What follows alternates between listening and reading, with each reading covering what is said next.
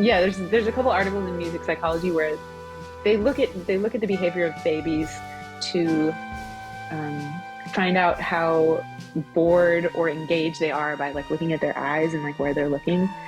If they're looking at a speaker, then they're really engaged in the speaker. That means they're really interested in it. But if they kind of look away and start like, doing something else with their eyes, because obviously babies can't talk, that means that they're not interested. And so they were studying these babies with respect to rhythms in 5 and 7, and then Mm. in four, obviously 4 and 3, and then they tested like American babies and American adults and Bulgarian adult or Balkan people from the Balkan countries, adults also. So adults and babies in both cultures, and found that like it was easier for the babies in these Balkan countries to process these mixed meters, these sort of in Yeah, 5 and 7. They were having an easier time than like American adults. And obviously, actually, American adults had the hardest time, I'm pretty sure. like, mm, American babies weren't having that hard of a time because they haven't been taught their whole lives that 4/4 and 3/4 are like the most popular meters in their culture. exactly. So anyway, all this to say, um, that I believe that teaching music by ear is the best way to go about it, because then everyone's free to sort of figure it out on their own. But for Exactly. me, for me, I'd rather just write everything in 4/4 to some degree. But I have in the past written things in meters where the music doesn't belong. Like the music sounds like it's in this meter, and I'll write it in another meter intentionally, and then I stopped doing that. I stopped doing that How well because did I that feel go like some in people rehearsals? yeah, some people were like really pissed, and or just like, what are you hearing? And I'm like, yeah, I actually do feel this in 5, or I can feel this in 5. And then they're like, I don't feel that at all. And so then I was Yeah. like, well, maybe I should spend a little bit more time reflecting upon what the common aesthetic would be. Like, how would the most common person feel this, and gravitating towards that. Yeah, we have to have the practical aspect also Yeah. in place, because sometimes, as I've seen you, of course, I've been listening to your records, but I'm also checking you out on YouTube, and there's lots of gigs on YouTube, full gigs where you play with different bands. Some people are the same, but and I know how it is. The people are reading, and sometimes there's little amount of time for rehearsal. Yeah. So we have to have music in a way presentable that people could even look at it at, where there's like bad lighting, or, the music falls down and it still needs to be readable to some degree. Yeah, absolutely. But I feel That's you, very true. this thing of, if we just learn music through our ear, it's not informed so much, or it has that naivete a little bit, and that childlike thing of just Yeah. hearing and just taking it in. Yeah. And once I had students of mine transcribe a solo of Lee Konitz, and I could see who was actively writing everything down and trying to make sense of everything in a rhythmical fashion. Like, this is more or less an eighth note. This is more or less, eighth note triplet or whatever. And there was one guy who came as close as nobody came from out of my students. All of them had to learn the same solo by Lee. And one of them was super close, like incredibly close, rhythmically.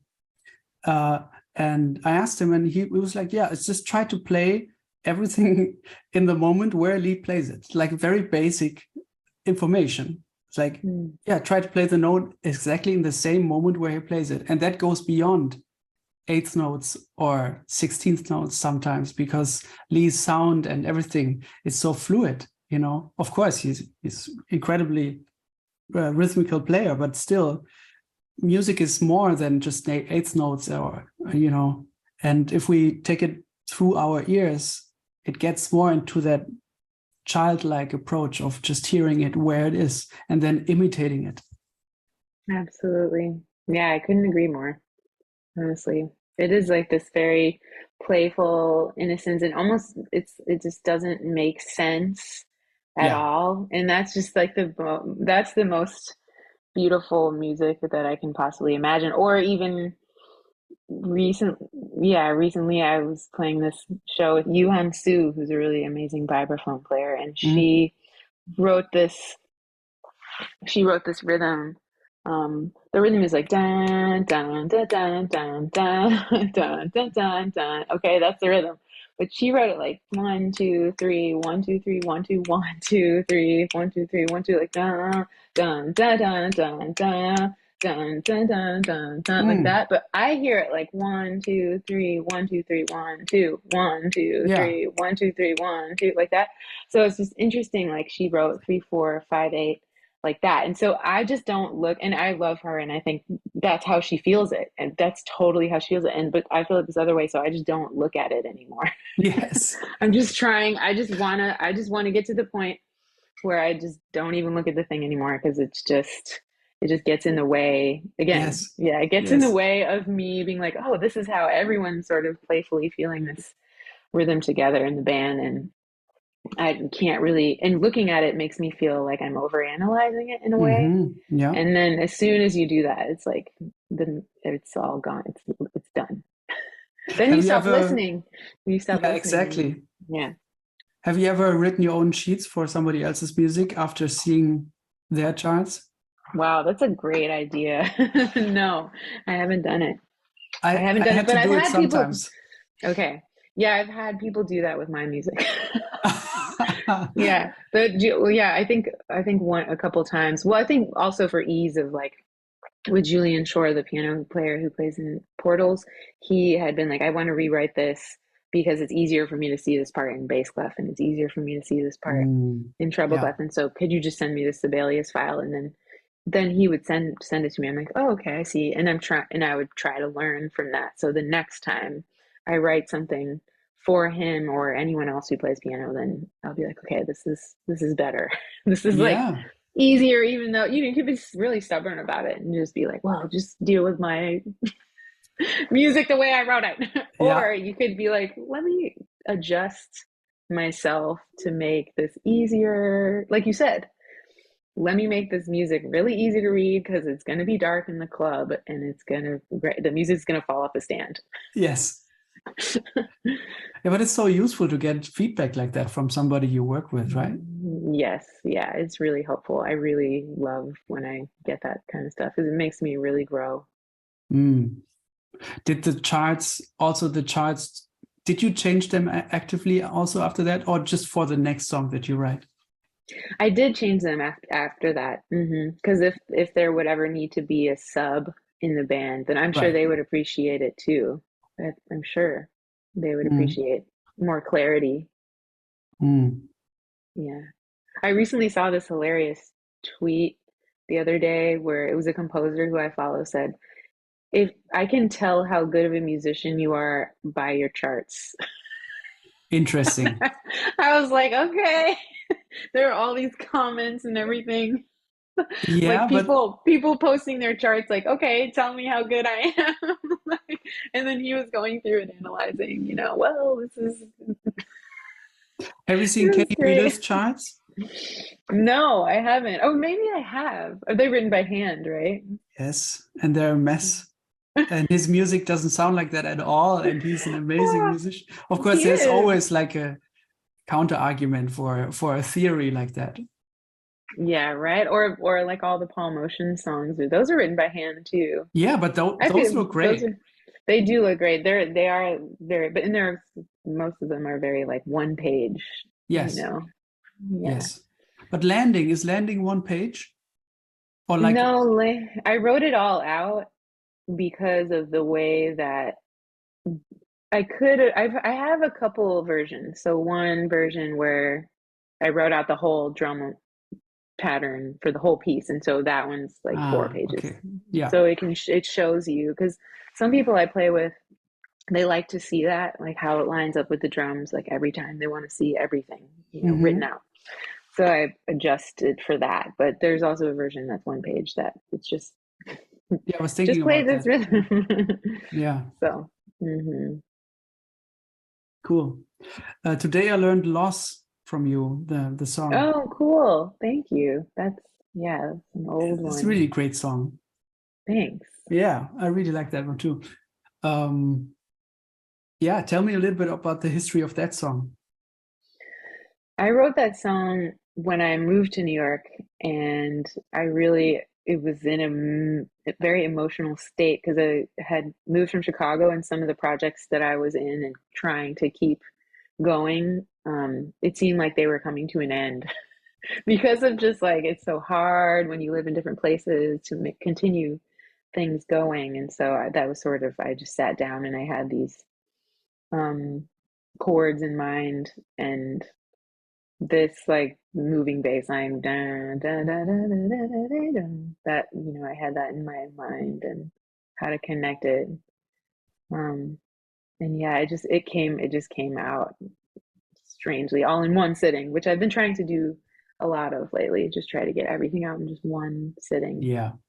I took this songwriting class from David Longstreth, who is Oh yeah, the I love him. Yeah. okay, yeah, and Yeah. he did a songwriting workshop in 2021 that I took, How was it? and it was really good. It I was wanted to really take good. part, but I couldn't. So I'm interested in Yeah. what happens there.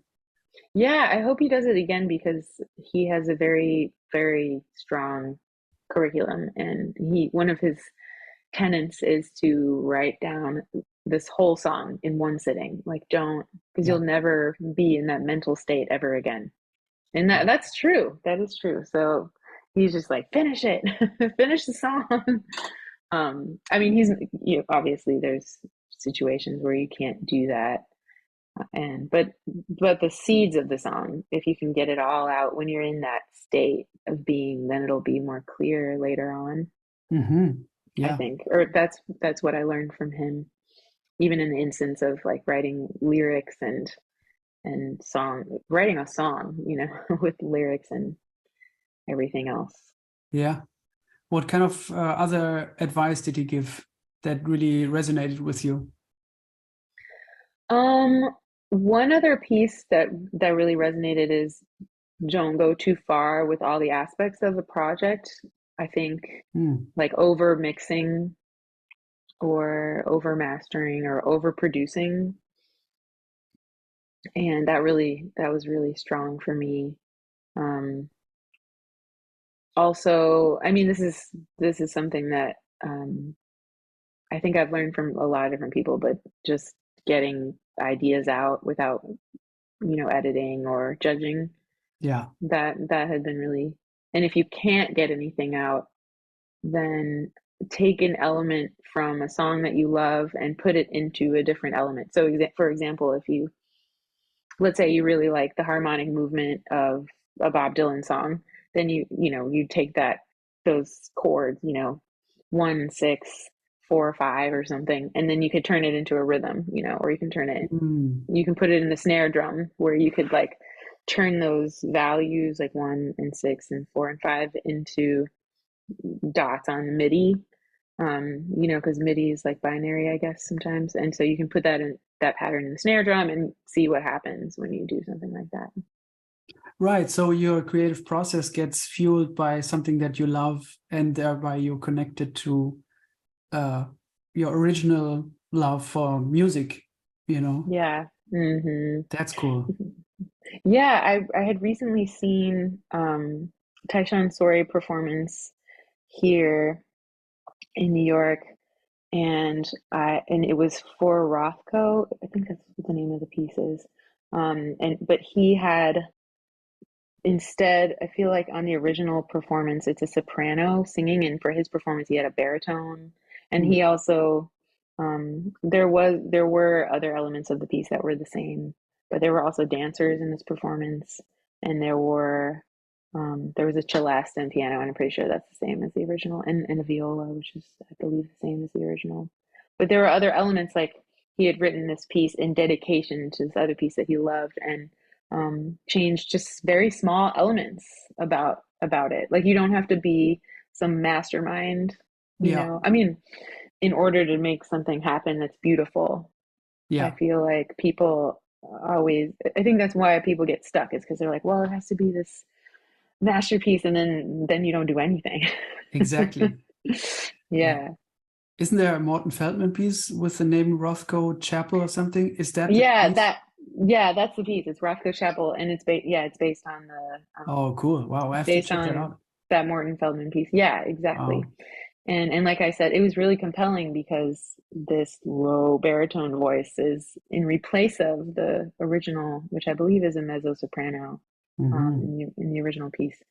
And so just it was just great to hear and see him do something that was like almost the same instrumentation, but slightly different in these certain ways, and obviously like very Morton Feldman-y, you know. Hmm.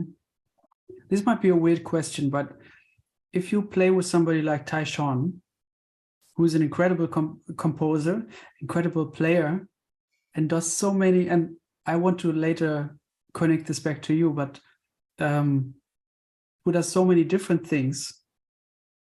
If you ask him just to play tunes at Smalls, just to play tunes, which is, of course, an art form in itself, does the thought of all the other stuff that he's involved with somehow cross your mind when you play with him?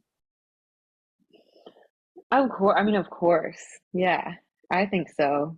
I mean, it's all in there, I would say, and I find that, not to just like bring it back to my own ego, but I find myself involved and interested in like a lot of different Yeah, that's what I was kinds trying of to get at. music. Yeah, like in January, like I did this really wonderful performance with a songwriter here named Jean Rowe, who wrote a series of pieces about this bus route in New Jersey, and connected it also to the passing of her father. Anyway, I was playing saxophone and flute and also synthesizer and also like effects with my saxophone, and I was singing. And that was all songs, songwriter songs.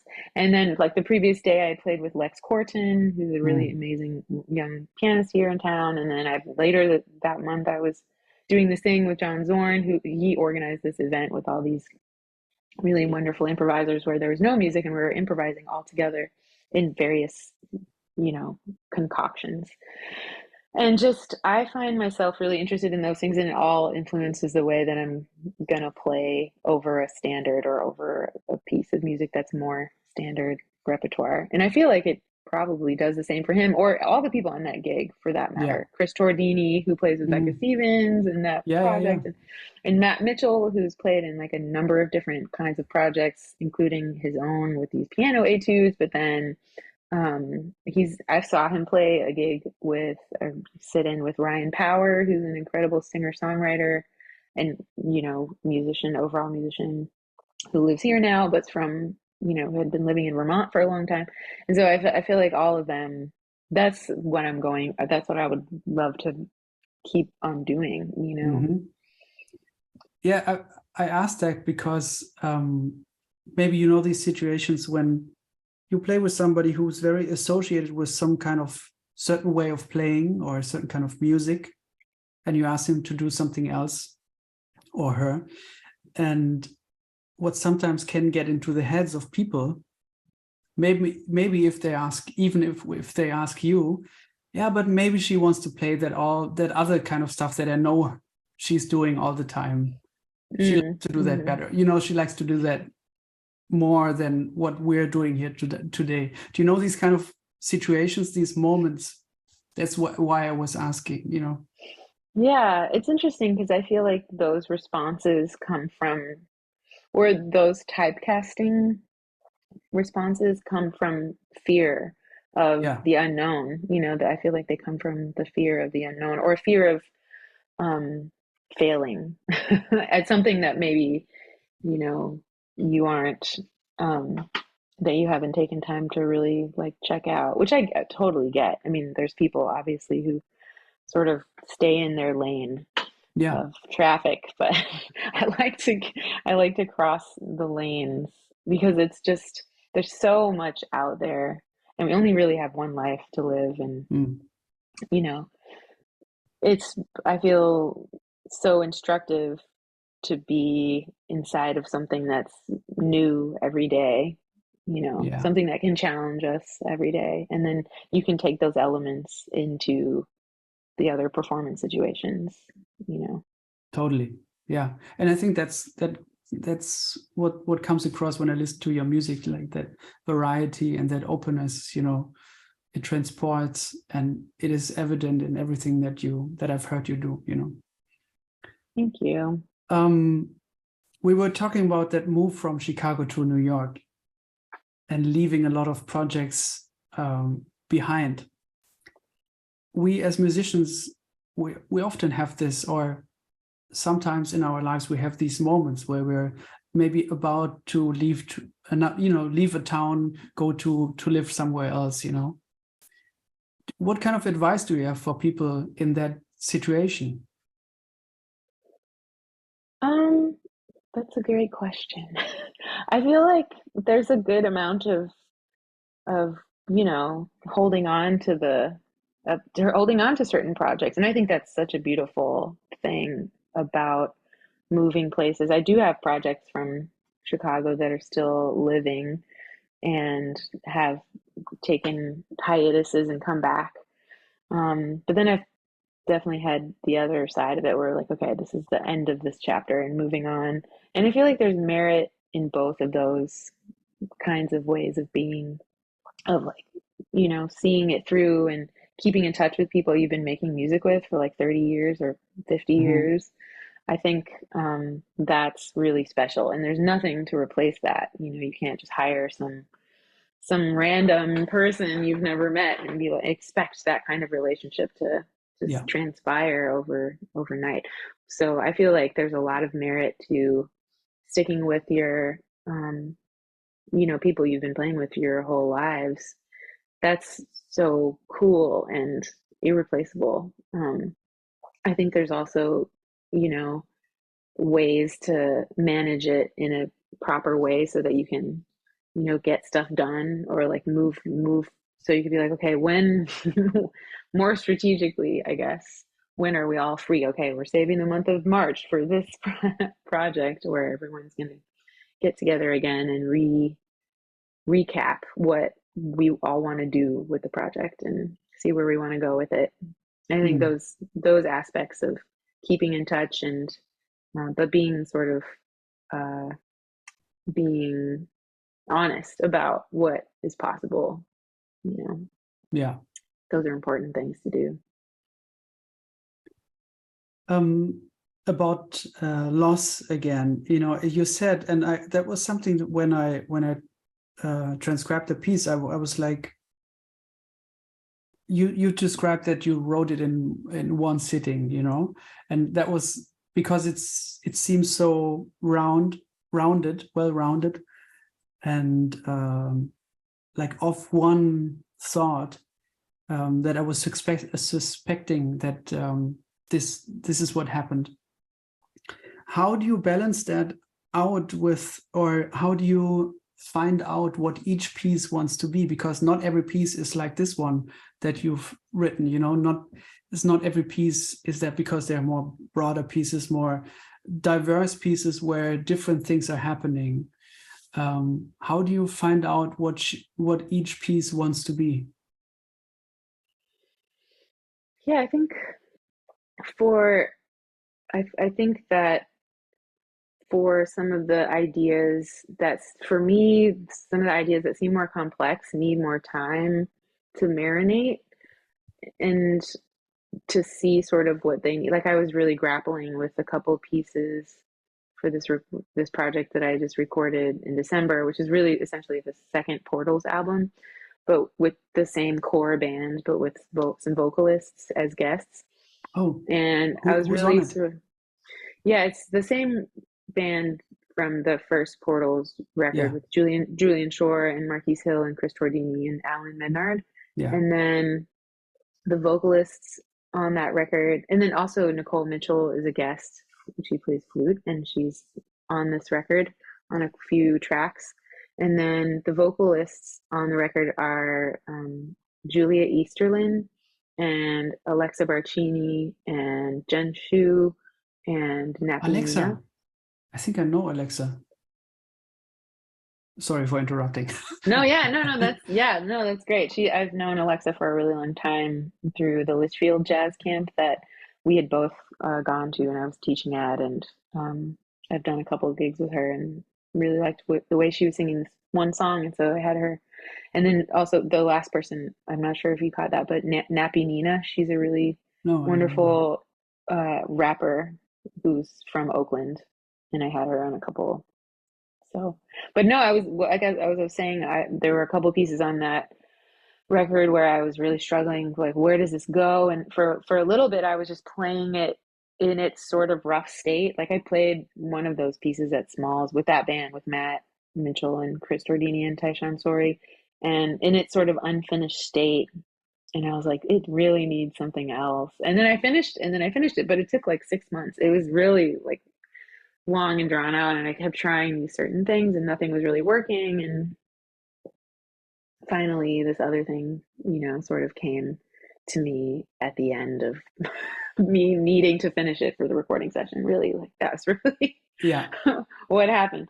But I don't know. I feel like each piece is a snowflake. They're all different, and they all, they're all just like, what do you need? And sometimes you have to talk to the music and you gotta, ask it what it needs. But yeah, some of the other ones just come right out. It's fun. I'm sure you feel that way too, when you're writing. Some pieces are really easy. Just here it is, and this Yes. is how I'm feeling, and this is coming out really easy. And then the other ones are really a struggle, and sometimes you put them away for a while, and then it's someday you look at the idea again, and something clicks, and I can't explain it, but honestly, the mystery of it is really exciting to me, and that's what kind of keeps me Yes. back to coming back to keep writing more and more, stuff, Yeah. because it's not so easy to strategically understand the process. There's a bit of magic in it. Absolutely. I've have had a couple of moments where I was so fed up with trying to finish one song that I was so angry that I started writing another song, finished that, and then got back to the other and finished it. So it took me Yeah, to look another way.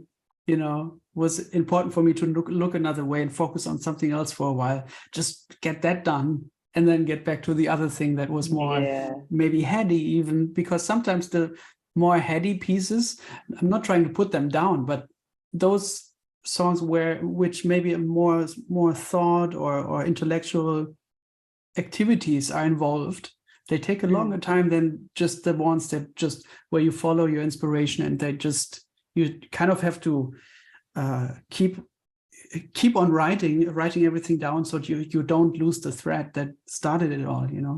absolutely. Yeah, definitely, absolutely. And some But pieces, I'm definitely a fond. Sorry, I was definitely fond of editing. I'm so fond of it. I love it. 'Cause yeah, it changes everything and allows something. I know I've go through many iterations of pieces, versions of pieces, and I know a lot of people do that here yeah, who I've spoken with. I was talking to Sarah Serpa about that. She goes through a lot of editing. I was playing with her last year in October, I believe, and in on the top of her charts she writes like version whatever, like this is the title, and then that's underneath good. version 4, like some of them said, version 4 or 5, or some of them were like version 2. But it's so cool to ask you like, what was like version 1 like? Yeah, And then she'll say, oh, I took this part out, or I like made this part better, put these chords in here. Yeah. I've heard Carla Blaze say about composition, like nothing ever works twice. mm. What do you think about that? Hmm. Nothing ever works twice.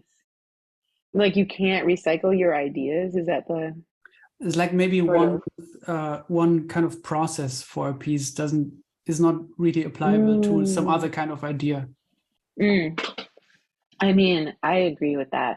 I am like that because if you use the same process, it's just gonna all sound the same. Hmm. So, and her music is definitely not all the same. It's No. so, she's like reaching, and that's definitely an element. I mean, some people are trying to write music that all does sound the same, and there's a respectable element about music that I like that about, like, you go and you listen to this artist and you know what you're gonna get. You Hmm. know you're gonna get this thing. And that's respectful because it's like, wow, how many times can you've done it this like 12 different ways on this album and everything sort of sounds the same way. And that's really hard too to do. It's really Hmm. hard in Yeah. this certain way.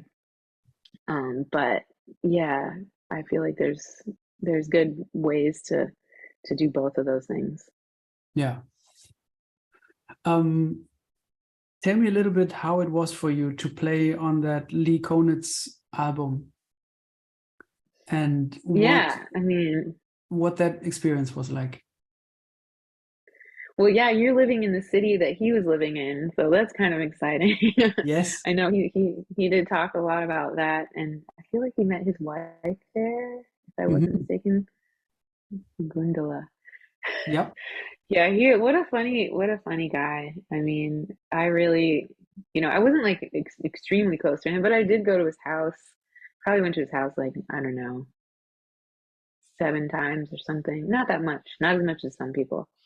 But he's just what a funny guy. It was really a true honor to play on an album with my like an idol, someone who I've, transcribed many solos of and tried to sound like and just completely listened to thousands of hours of his music and um, it's a trip. I think it's kind of a trip when you meet someone who you feel that way about and then you're like, oh, this person is like cranky Yep. or like this person is annoying or no, I mean not that he's annoying, but he was cranky. Yeah, yeah, absolutely. Yeah. You knew that, yeah, Yeah. and just like dealing with a part of that. I think Ohad, the purpose of the music was to go back and find the songs that were meaningful to him when he was younger. So like Yeah. Play Fiddle Play, um, and Goodbye by Benny Goodman, Oh, and yeah. yeah, like these songs, old songs, that meant something to Lee. And then Ohad made them like kind of dark. Like with I mean Yes. dark with like bass clarinet, Yeah, yeah, alto yeah. flute, two cellos, viola, like all the low instruments. Yes. So there was that element to it, which was like, I think Lee enjoyed himself, but there were a couple, that was funny, a couple times where he would like, oh, I didn't hear that before. And we're like in the middle of a take and we have to stop because he's like talking because we're all in the same room. Yeah. Because obviously, we all know that Lee likes to record in the same room, not isolated.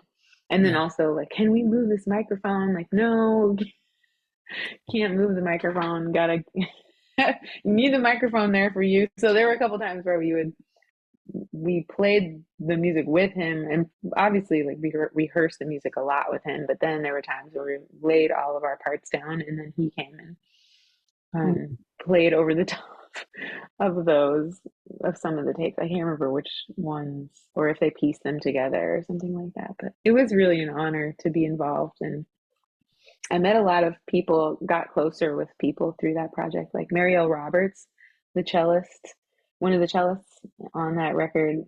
I became, better friends with her and got to know her better through that project, and that was Mm. really special to me. And then, Jacob Sachs, started sort of playing a little bit more with him because when we did the performances, Jacob would be on them on the Oh, piano. Even cool. I didn't know there's not that. a there's not a lot of piano on that record, but yeah, Jacob would come and play. And so I also visited Lee's place with Jacob a couple times and Oh, nice. try to take him out for lunch. Like Yep. one time we went over there and we went out to this Jewish restaurant right nearby where he lives, like a big like a diner, a Jewish diner and where they have all the sort of like traditional Jewish New York traditional meals, like the salmon and lox thing. I don't know what those are, but they usually involve meat, and I don't eat meat, so I don't pay attention. Yeah. And there was some people in the seats next to us who were being really loud, talking really loud, and Yep. so He then we doesn't had to like that. move. Oh no, then we had to move to this other table, and then the music was really loud, and he was like, "Can you turn the music down?" Yeah. I'm sure everyone has these stories about Lee. He's Yes. just like really funny. But I had some really good memories with him, like being, being in his room and like we're all just laying on the floor listening to music together. Those Nice. moments I really cherish What those did you moments. listen Or to? we listened, actually, he wanted to play, we listened to our record together. We listened to the record he did with Dan Mhm. Tepfer, the duo record. And then we listened to like tons of Lester Young solos. Oh, great. Tons of them, yeah, like amazing. He had a tape of just the solos. And it's kind of like the Benedetti recordings of Charlie Parker, where it's like just the Charlie Parker, maybe head in and solo, and Yeah, then yeah, the everything else bird at is like, St. Nick's, right? yeah, and everything else is like deleted. Yeah, yeah, yeah. But it's, yeah, he had a tape like that with Lester, his favorite Lester Young solos, like a tape, and he put it in the tape and pushed the door and play it, and the tape reel is like Mm, clearly been rewound and fast forwarded millions of times. And he's singing along with all of them and great. pointing out all of the elements of Lester. I feel like that was one of his like all-time favorite soloists. Mm, And it's clear, it's just so clear to me that he has a lot of that energy, just like the momentum and way of playing around with one idea, yeah. because Lester was like so famously like not playing licks, Hmm. playing like rhythms and ideas and like turning those ideas around, Yeah. in this certain way, sort of laid back, but obviously able to play at fast tempos and all this kind of stuff, playing with a big band. It's like amazing to me that Lester Young played with a big band. It just, to Yeah, yeah, me, yeah. it's wild. Like, Yeah. It's hard to imagine somehow. yeah, it's hard to imagine. It truly is. Hmm. But yeah, we listened to a lot of Lester Young and some Bird. He had another tape where he took the solos he liked and he like had them all. There's a Warren Marsh recording too. I think it's called Art of, what is it called? There's two, it's like two whole CDs of only Warren Marsh solos that someone made. Mm. Art of something, but I have that one too, where it's just only his solos and then everything cuts out and then his solo again. The art of improvising, that's what it's called. Hmm. Not the art of editing. No. Yeah.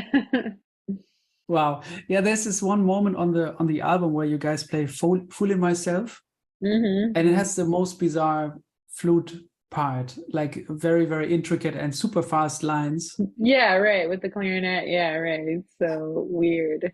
Oh, Um, man. so in a moment like this, I wanna get your perspective, because a lot of musicians a lot of musicians go through these moments where you're supposed to play your part in order to elevate something else.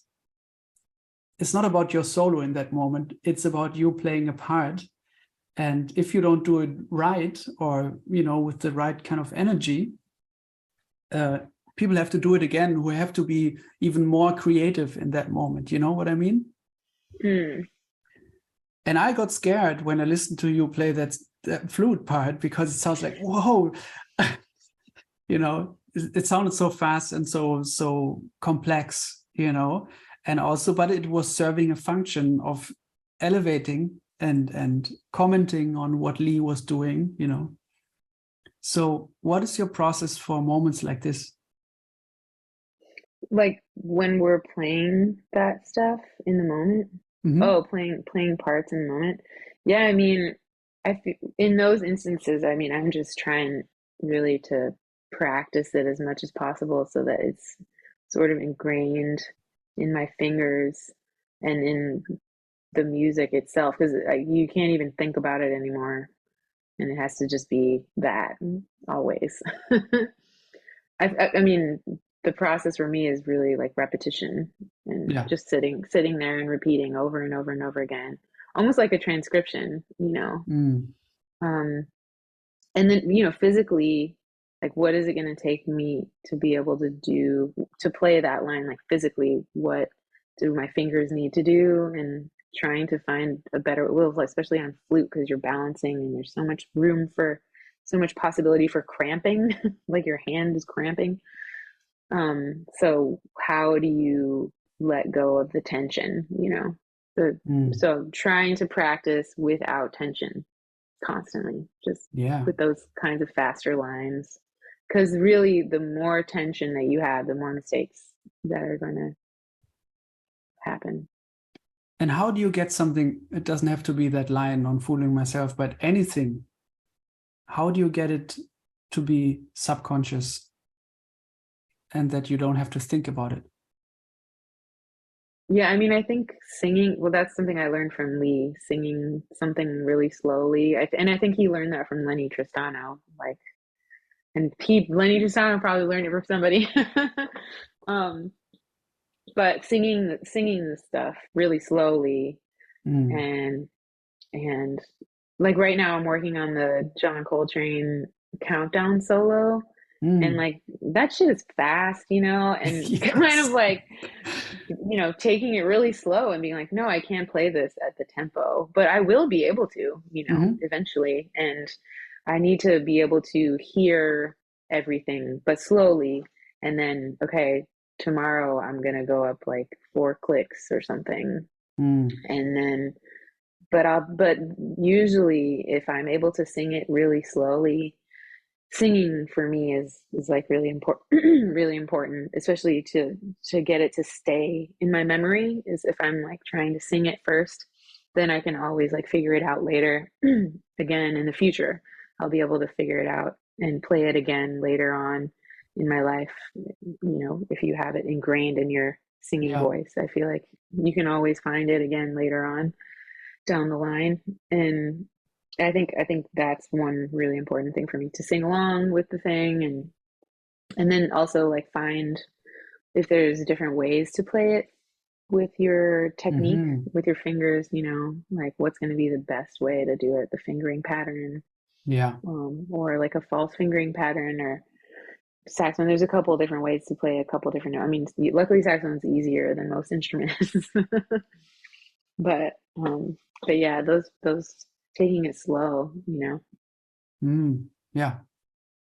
The countdown solo, I didn't learn the whole solo, but just a couple of moments from it that I really resonated with.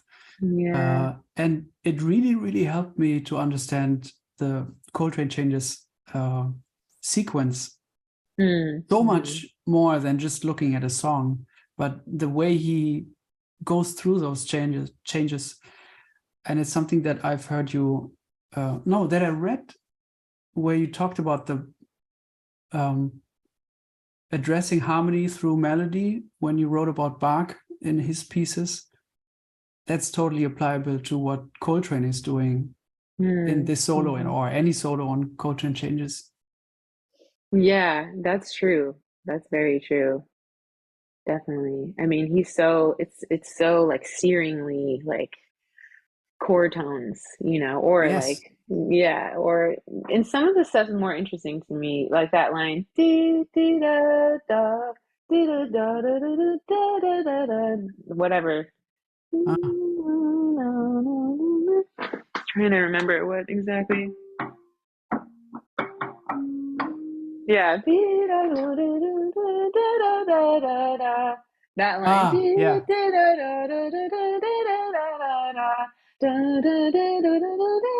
That. Yeah.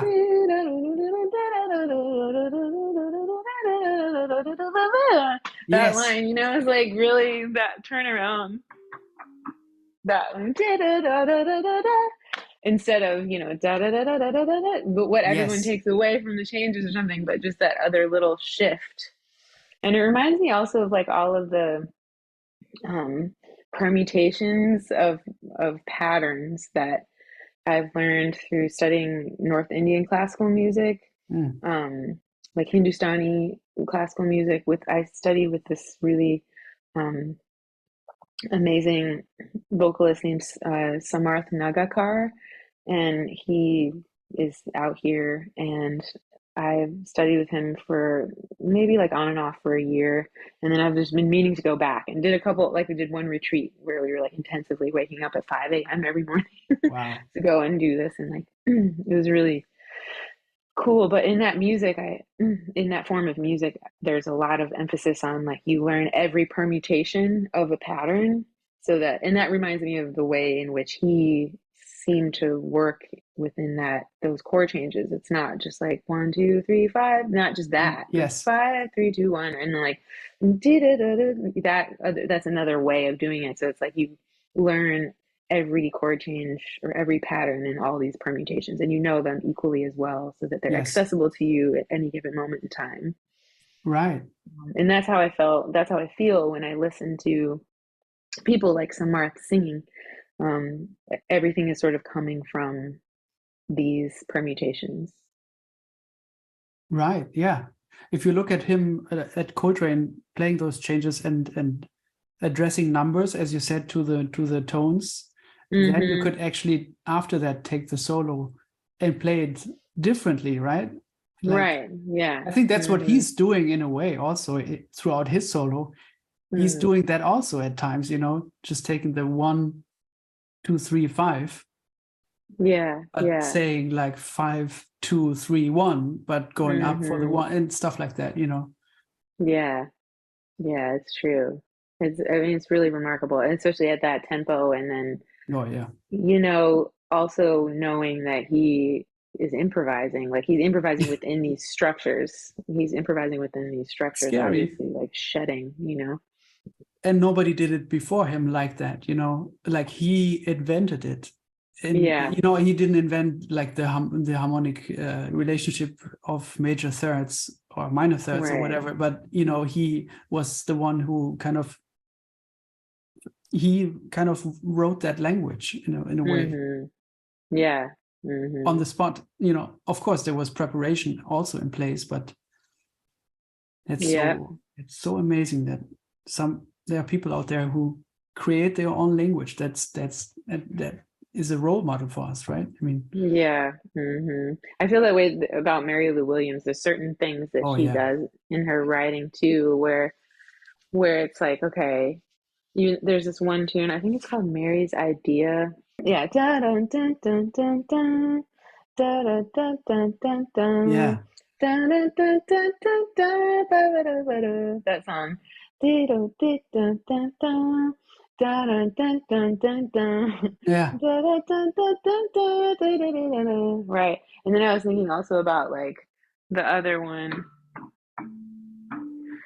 Da da da da da da da da da da da da da da da da da. Yeah, that one. Yes. Like Gemini. Gemini. Yeah. Ba ba Yeah. ba. Dun, dun, dun, dun, Yeah. dun, dun. Yeah, which is Yes. also, yeah, like I think it's in a different key, but it's also like D for some reason. I think Mary's Idea is maybe an E flat, but like the recording is Mm. flat or something, but I learned it in D because the recording like Yeah. between keys or something. But I learned it in D, and so then I like somehow associate it with Gemini, and like those pieces like somehow are related for me from her Yeah. in the way that she sort of uses these like it's fresh, these Super fresh fresh. ideas, Yes. and they turn like they turn around just like it's like the same notes but in this other order, and like da da da da da da da da da da da da da, like it's brilliant. It's like this fresh. It just sounded like Sacre du Printemps for a moment. Yeah. Da, da, da, da, da, da, da, da, da, Oh da, yeah, right. That's da, da. true. Yeah. Yeah. Yeah, and also like if there's another song by Mary Lou Williams where it's a D flat, and I think on the recording it's in D, but it's a rhythm changes. I learned it, but I forgot the title. But where she kind of maneuvers in a very, very cool melodic fashion through D flat rhythm changes. Mm.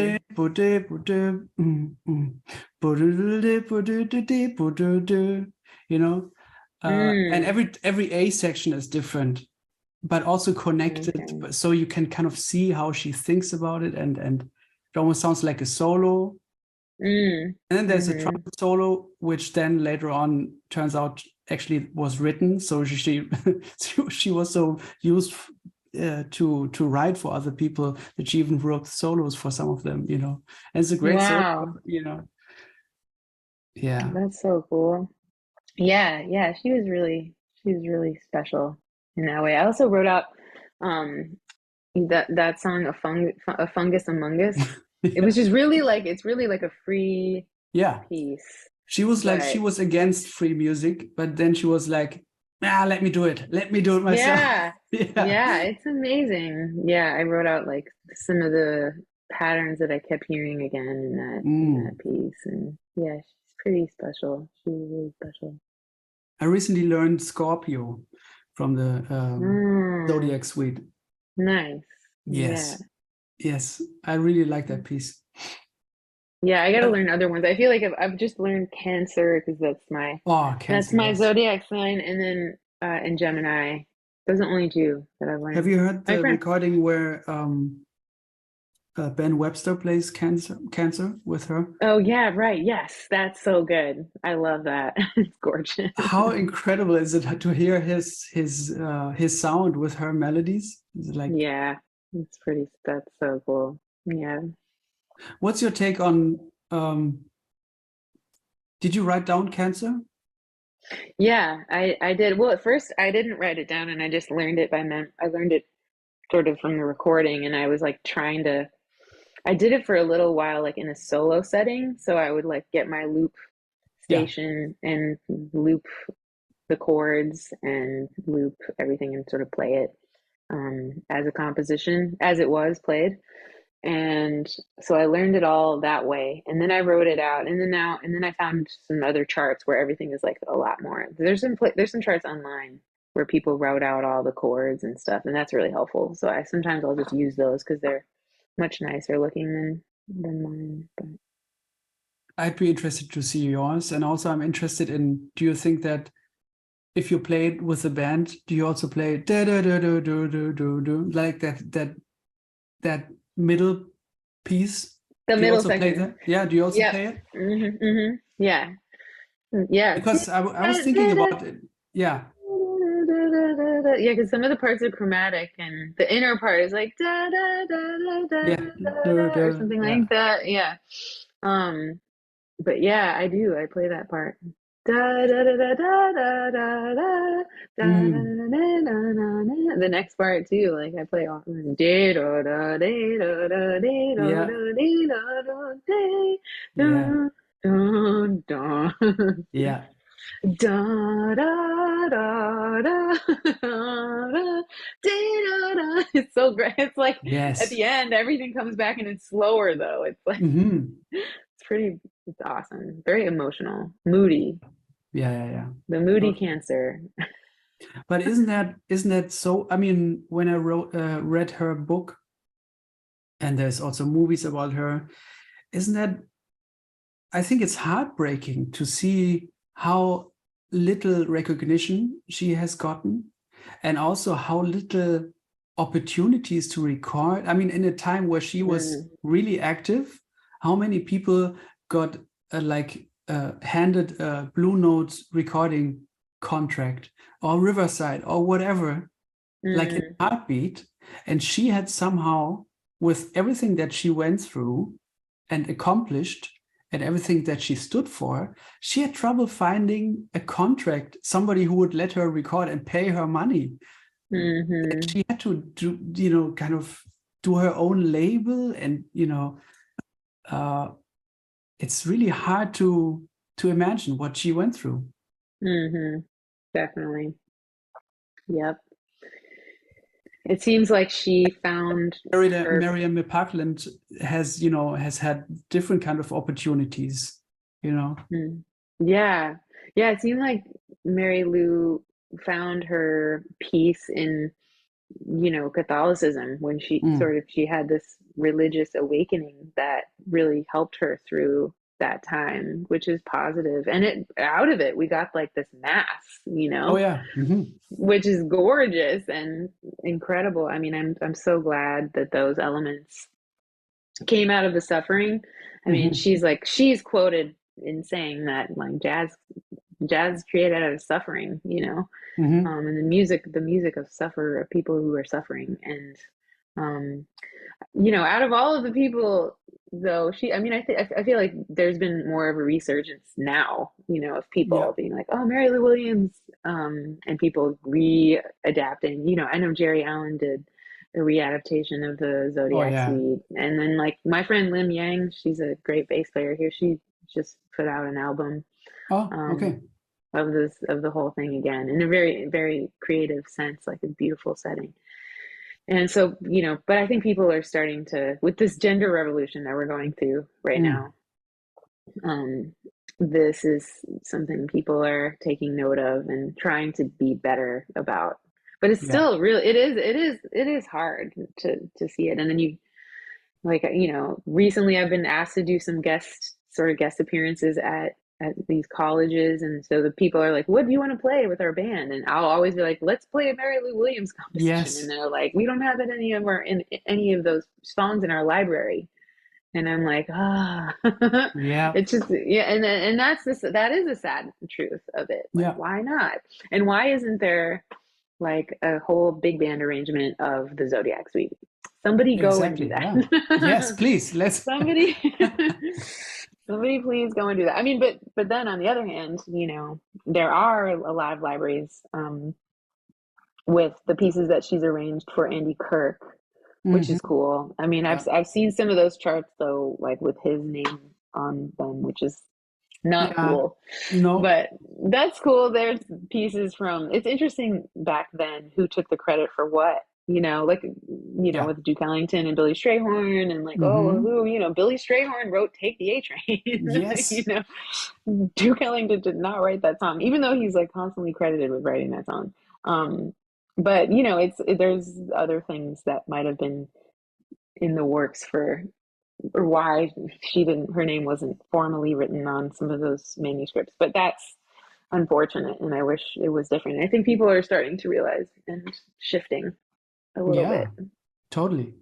And of course, there's been people who've been at the forefront of that fight for a long time, like Maria Schneider, who's never put her music on any kind of public platform, and she's standing at standing at Congress, like arguing with, senators and Congress people about musicians' rights and publishing. And she's been fighting for this for like 30 years or however long she's been doing this, Yeah.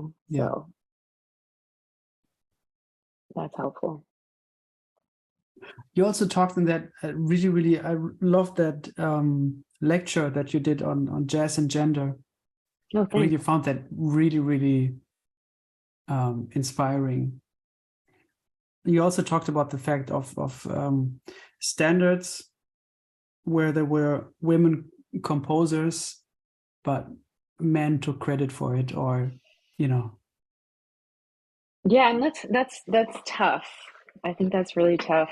I don't really know what to say about it. It's just, and then also um, some of those composers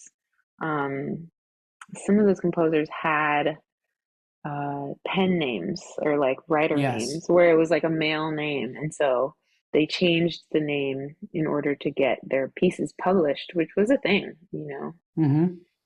at a certain time. Which is, yeah, that's tough because then those things stuck. They stuck, and so then what happens? Hmm. For the history of us knowing who wrote the actual song. So yeah, that's tough. That's really. But yeah, Yeah. I have a spreadsheet that I started, and I wanted to ask you yeah, about I'm that. If you happy to could share share. that. Yes. I'm happy to always to share that with everyone in the world. I'm working on it. I'm working on it I mean, not constantly. I feel like I come back and forth to it, but I'm working on just making sure like the record. Trying to listen to all of the songs and basically kind of describe them all. Um, like it's like a blues and it's easy, so beginners can play it, Yeah. or if there's a link to a transcription of it, which is pretty rare to see. Hmm. Um, but that's like the next step for me is to do that. And then obviously I want to make it longer. Right now I think there's like 400 songs on there, you Great. know. Yeah, and some people had a lot of music, like Shirley Scott. She wrote so much music Mm. that doesn't get played, and that a lot of, we could take a lot of those pieces. Someone just needs to do the work of it. And what's really cool is people are like Terry Lynn Carrington is doing the Yes. work Yes. um, for some of those older writers and new and old in her book, obviously. And she's, just volume one. So that's so exciting. But for some of these older, like Shirley Scott, for example, with these, all these compositions that she wrote, like that we could take into the schools for young people, Mm, instead of always just being like, let's all play Sunny Moon for Two, yeah, and take the A Train and like all these standards, and it's tough because everyone's like, I want all the parents, they want to hear stuff that they recognize, of and course. Yeah. so fighting that against that, like, what do you do? It's a tough one. Yeah. Representation is the key, like to empower that.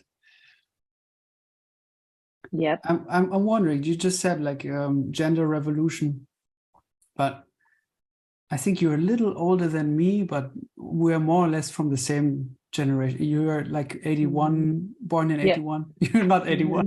Mm-hmm. I'm Yeah. 81 years old. Can you believe Amazing. it? I'm taking a supplement. What is in that tea?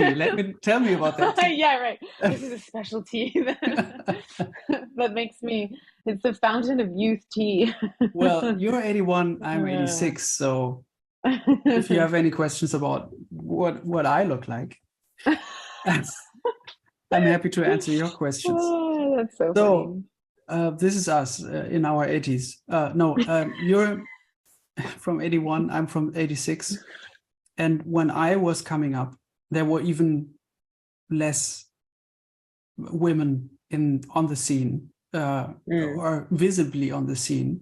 And whenever there was a girl, there were people who said, you were in a way supposed to sound male, or everything that you play would be attributed to, yeah, she's got some balls, she can play with balls and stuff like that, So Right. it's still, when we were coming up, those things were in place and they are still in place, but now there's this revolution. So I was wondering, because when I saw female musicians back then, they weren't openly talking or even thinking maybe about changing something or getting a discussion going. Most of them that I've encountered, and there weren't many, I have to say, on sessions or on jazz programs, they were trying to be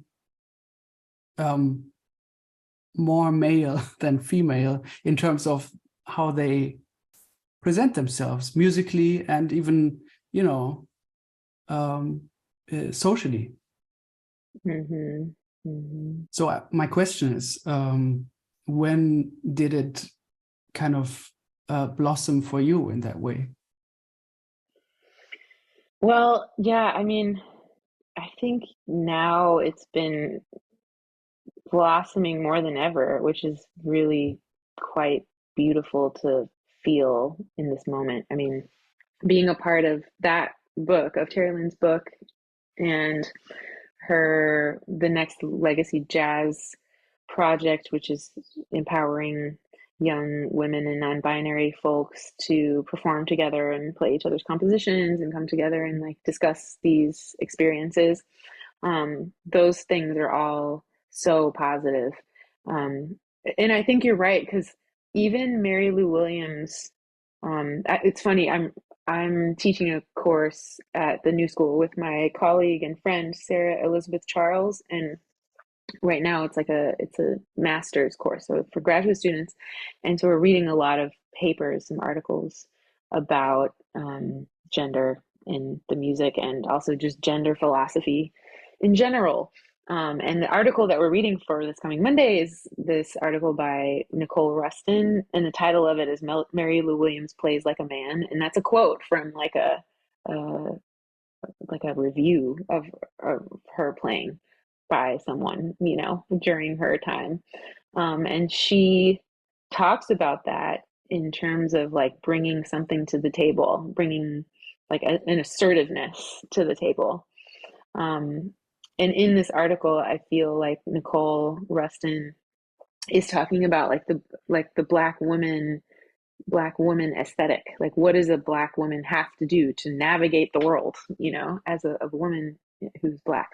And why is it important to like define what a black Black female genius in jazz? What does that look like? And she's addressing these questions in her article. And um, it's so important for us to sort of like imagine that, because we've been so sort of, obsessed with defining like what a male genius in jazz is, and so even if it looks slightly different, what are the terms, or like what does it actually mean, or what if we imagined it to be? It doesn't have to be all strategized out, but it could just be just like a thinking piece.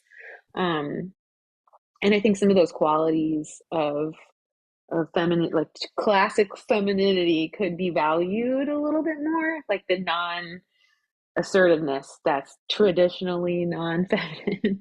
I'm using all these things in quotes because it's like everything is changing now, and because we have so many trans identifying people and non-binary people who are embodying the spectrum um, of gender, then it allows for different qualities in music. And so like you can have a really assertive woman, or you can have a more feminine and less assertive man, and I Yes, think all of yes.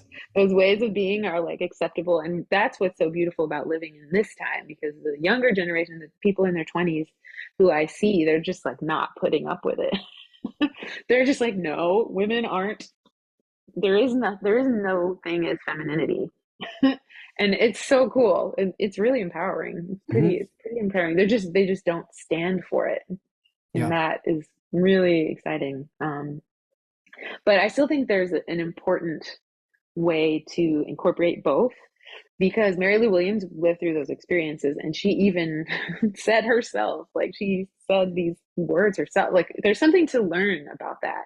Or a player like Terry Lynn Carrington, who I believe has commented on her own playing in the past, as embodying this certain way of playing, and how that has shifted over the years of her improvising and Hmm. expressing herself. And like that's pretty cool for a person who's been playing since the age of what, 4 or 3 or something, Hmm.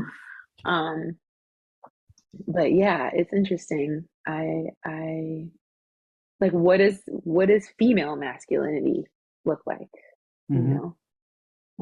And that could be something that we don't have to take so, um, Literally. like, yeah, literally, or people don't have to get so offended when we Yeah. can, we say, like, oh yeah, that woman is masculine, like in these ways or whatever. I feel like everyone is now like being very careful and like, don't say that. And but sometimes it's like, hey, let's say it, let's get it out there, Hmm. let's talk more about it, you know, Yeah. so we can all learn better and come up with a way to navigate all these questions in a way that can include everyone instead of exclude. Right. I think that's what the problem has been, is like excluding, not Yeah. inviting. Like, don't being at a jam session and like the women in the room are all like in one corner and no one's asking them to play. That's, Yeah. I've seen that time and time again, but that's not common as much as it was before. And that's great. Yeah. I'm happy about that. But what was it like for you when you were coming up as a young player? Yeah, I would say that um, for me, I identify a lot with Mary Lou Williams and what she had said, which is like with working with men, you sort of start to get to thinking like a man when you play, and you sort of like automatically become strong in this way, which is like, I'm saying a lot of inappropriate things, but it doesn't mean that you're not becoming masculine or strong in that way. It doesn't mean that you're not feminine, you Yeah, know. of course. Yeah. I think I've always had these elements in my playing, but I will say that I think, um, typically speaking, in my past, I always liked the teachers that were hard on me and gave me like harsh feedback, because that made me go to the practice room. And there's a little bit of like, abuse in that model. And I think it's maybe not okay to like yell at someone and say, you suck. And then that makes you want to practice. Like, there's something wrong with that. Hmm. Yeah. I feel like it's slightly unhealthy. It's like um, you're taking abuse, and you're like taking it because you think you're not good enough, and then that makes you better. That's not healthy. But I think if there's a way to sort of reshift things and be like, okay, you sound really great, but these elements of your playing are not good. And it's not because of how you identify. Like, I'm hearing that you haven't spent time on your intonation, or you Right. haven't spent time working on your time, or you haven't spent time working on these changes, if that's what you want to do. Like, some people don't want to play changes, and that's totally fine. But if you want to do that, you're not doing it, you know? And it doesn't have anything to do with, It's just being real in a way, right? yeah. And it has nothing to, Respectfully. right. It's nothing to do with like how good of a person you are. Like, you're an amazing person and you offer so much to the world from what you can do with your natural capabilities of playing your instrument or singing or whatever. But these things, if you want to get better at them, are not good. And here's what we can do to get better at them. Instead of, insulting people, or, there's been a lot of shaming, and Hmm. that's not okay either. Oh, you don't know that tune? What's wrong with you? Or like, oh, you don't Hmm. know that record? How come you don't know that record? And ha ha ha, or what, like all that Hmm. stuff. It's kind of an old school way Totally, of yeah. being in the education system, and it's not okay anymore. Like, let's get rid of all the shaming and all the other stuff. Be like, okay, you don't know that record? Here's why it's important. Done. Or even opening up that canon. Like, we need to open up the canon and be like, yeah, you know why? Mary Lou Williams' Zodiac Suite should be on the top 10 records of all time. Maybe let's kick off something. Maybe let's kick off like Dizzy Gillespie, The Eternal Triangle. Like, maybe you don't need that record in there right now. Like, maybe Hmm. let's just, let's get another list going. And we can modify this list. Like, Duke Ellington doesn't have to be the best jazz composer in the Hmm. world all for every year of when we're judging these things. Like, we can get it, let's get it to be someone else. Or like, okay, Duke Ellington, Charles Mingus, like, it's always the same people. Like, what about Yep. Geri Allen? Like, Right. Geri Allen's no longer living. Let's, give her flowers. Like, it's time for us to move on a bit. And I've Mm. not to Put knock anybody Duke down. Ellington Yeah. or Charles Mingus or whatever, but like, there's other people that have been standing around for a long time. Hmm. And it's time that we sort of embrace those aspects and put them in the canon. Like, we don't need to have those same records every time in the canon. The history books are so repetitive, and I feel like we could shift those things Yeah, a bit. exactly. Anyway, I'm done with my rant. Keep it coming. But anyway, I also want to say that, like, Mary Lou Williams, I learned this really great thing from her, because a lot of people are like, what's it like to be a women musician? And she would say something like, I don't think about it a lot. And um, I guess because first, I'm a musician. That's what I am first. I'm a musician. Yeah. And I love that, taking away that quote. It's like, yeah, and I think a lot of people in the older generation, or even in my generation, are like, oh, I try not to think about the fact that I'm a woman. I just try to think about the music. Um, but I mean, I have thought a lot about how I'm a woman in this music, and how I'm getting on stage and there's no one on stage who looks like me. There's no other woman on Yeah. stage, or in other situations. How could you forget that? How could you not think about that when you're standing on stage like that? So I think saying, "Oh, I didn't think about it." I don't know. Really? You didn't think about it? Hmm. I don't know. So yeah, I do like the quote, and I think that it describes my life coming up too. But I had to go back and be like, well, I was sort of pushing that aside a bit, in a way. Hmm. Yeah. You were just talking a little bit about teachers and mentors, and I was curious about that. Who were important people um, whose lessons or pieces of advice you still resonate with, and that you still have to sometimes. I certainly know that I have certain memories of people whose sentences I repeat in my mind when I need to, there's certain pieces of Mm. advice where, like, I think I need to hear this memory again right now to feel more at ease with a certain thing. So I'm curious about these kind of situations. Maybe you could share a little bit of that. Well, Geri Allen was a big part of my life for a minute because I was doing the Sisters in Jazz program, the mentorship program, and she was our mentor for that, couple of weeks. And she was really encouraging of my compositions. She really encouraged my writing and said that there was something about my writing that seemed to speak to people. And she pulled me aside and told me that she was watching the audience when all of the pieces were being played. We played it like Dizzy's, and like, oh my gosh, we're all these young, we're so young, and we're like playing at Dizzy's, But she was like, I watched the audience, and I was trying to see how they were going to respond to the music, and I always took that away. It's like she was watching the audience. That's so cool. Who does that? And I think that's such an important factor that we sort of almost forget in a way. Mm. Like, what are they doing out there? Like, there are people out there, and we need those people to come and listen to the music in some ways. And like, is there something about your music that can grab them? And if there is, I mean, within reason, you wouldn't try to change yourself to appease other people, but if there's a certain thing that really gets people going about your music, maybe like embrace that. I took that away from her, from Geri Mm-hmm. Allen. I think she was really able to do that with like a range of style. Like her music, man, Oh just yeah.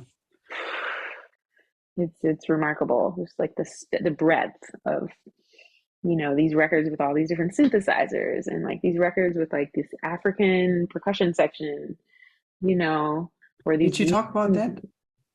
Like um what we talked about before, like the diversity in music and playing in various musical oh situations. yeah, I mean, I think she did tell us that we should be adaptive Mm. to whatever kind of situation we were beginning to be put in. And she created some really deep challenges for us. Like I remember we were playing Softly as in a Morning Sunrise, and she wanted us to play, yeah, and she wanted us to sort of do it like Lonely Woman, like a really fast drum beat, like nonsensical, like not in time, but just like and we're playing the melody over the top of it in the same sort of way, Yeah. inspired by the recording of Lonely Woman. And that was like a big challenge for a lot of people in the band. And like, I think some people are like, I don't know how to do that. And she sat us down and was like, look, you need to be like adaptable. Because if you're working for a person and they come in and tell you they want to do the arrangement like this, that's your job. You're in this band, you want to do this as a living musician. You got to be adaptable to what people want and be able to sort of be present in the situation to what the music needs. Yeah. That was definitely something else I took away from her. And other people who helped me be weird.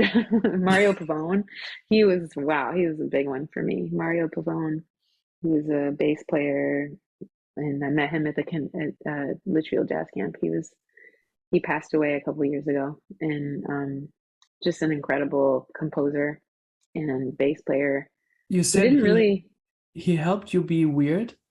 Yeah, he helped me be weird. He just I just remember, going to this jazz camp, and you're at jazz camp, and so everyone's trying to get you to play your 2-5-1, and like just play this in all 12 keys, and this is what we need to be doing right now.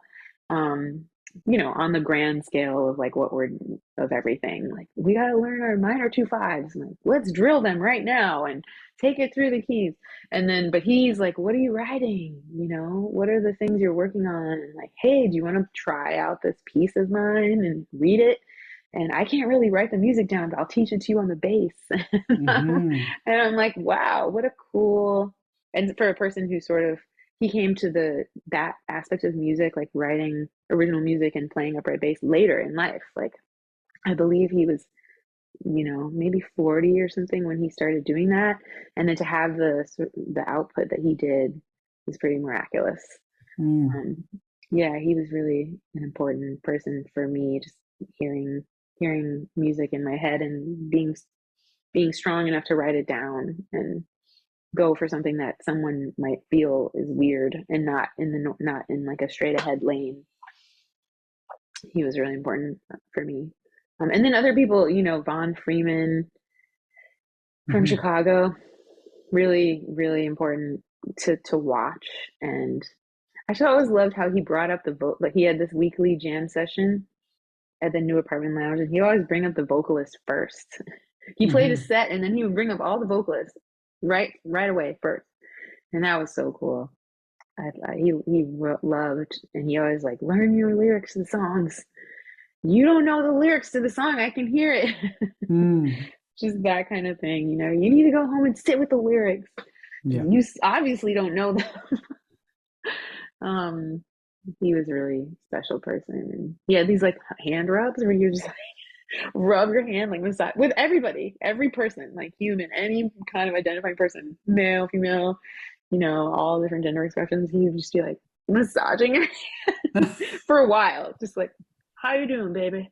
Just Wow. like massaging and just kind of like, you know, old school. Nothing weird. Just that's Hmm. what he did. Like I said, he did that with men too. Just his way of It was his, connecting, yeah. and really a listener. And just when you listen to him play standards or any kind of lines, there's nobody like that, you know. Mm. Hmm. Yeah, some and other people too from Litchfield was like a big part of my life. Had always been when I was sort of growing up in the jazz community. The people there, Chris Allen, who's an amazing alto saxophone player and human, Jimmy Green and Mm. Claire Daly and Mike DeRubo. All these musicians were really important to me growing up. David Berkman, Hmm. um, yeah, people who were like teaching at that camp. Matt Wilson, who are my friends now. Hmm. People who I really love. They all just had such great attitudes about life. Yeah, Claire Daly, she's really a special person too. I just had to think about that in our music or in this art form.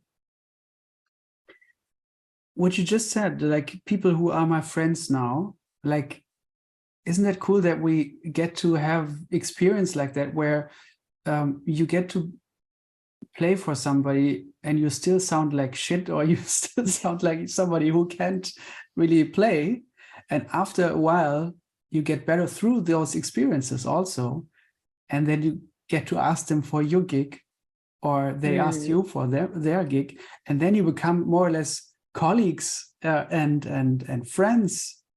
hmm. I don't know if that, I mean, I'm not sure in how many walks of life or professions that's the case, where you can be like a lousy beginner and Mm, become like eye to eye, or even, go further in a way hmm. like that. That's true. It's very true. Yeah, because even like in visual art or anything, you're kind of solo out there. Although I feel like there's a lot of talking amongst people.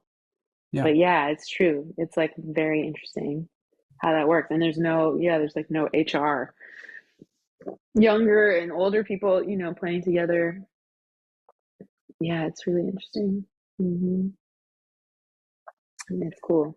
um I was also curious about you studied psychology, and when I teach, or when I, you play in bands, and there are certain moments where I always think like, yeah, we're doing music, but it's actually therapy, or it comes down to psychology on all Mm, levels. Every time you're dealing with humans, and you're dealing with emotions, and you're dealing with insecurities that get transported into actions, musical actions sometimes, or oftentimes. yeah. So I'm curious what you kind of learned about yourself, or the human condition and the musician's condition, through studying psychology. Well, I mean, it's funny. There's been people who've done this for so many years. Like Lenny Tristano was super into Wilhelm Reich, right? Like Hmm. there's some of those guys who really kind of came out of like the second generation of Freud, just this way of dealing with um, this sort of reflexive psychology, or the therapy really, or that kind of cognitive behavioral therapy or something. But yeah, what I studied is really more like cognitive psychology. So I really was more looking into like these lab studies and being working in labs and like looking at behaviors and then codifying the data into like a conclusion or discussion. um, which is like more of the science, more of the biology to as Right. biology is to medicine or something. So for me, with respect to this idea of therapy or looking at psychology from the therapeutic side of things, I've definitely come to understand how important the body work is, like somaticism, like looking into all of the centers of your body and where blocks could be located.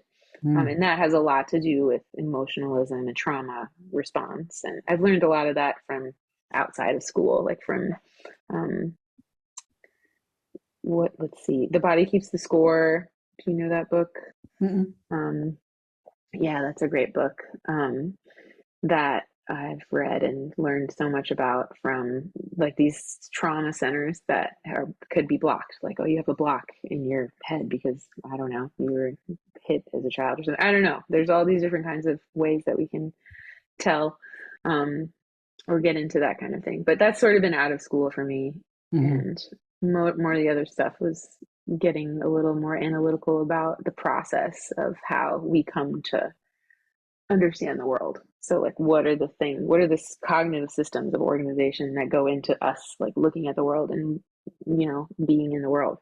So that was sort of Mhm. more what I was more interested in, and putting that into um uh like a science practice, or collecting data or doing experiments and that kind of thing. Yeah, and I feel like it more had influenced like this process of looking up these articles about the Alula structure and these journal articles, and like finding these ratios and then using that as a means to write the music. Right. That's been really helpful for me. Mm.